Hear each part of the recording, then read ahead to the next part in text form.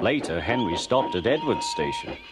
"Hello, Henry," said Edward. "You look splendid. I was pleased to hear your happy whistle yesterday." "Thank you, Edward," smiled Henry. "Shh, shh. Can you hear something?"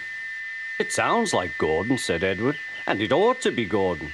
But Gordon never whistles like that." It was Gordon. He came rushing down the hill at a tremendous rate. He didn't look at Henry, and he didn't look at Edward. He screamed straight through the station and disappeared. "Well," said Edward. "It isn't wrong," chuckled Henry, "but we just don't do it." And he told Edward what Gordon had said.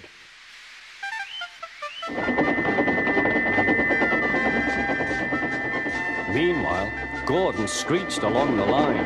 The noise was awful.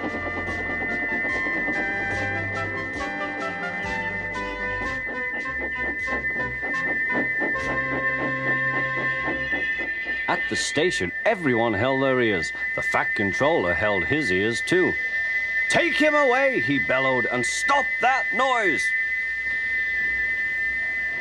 Gordon puffed sadly away, but he wouldn't stop whistling until two fitters climbed up and knocked his whistle valve in place.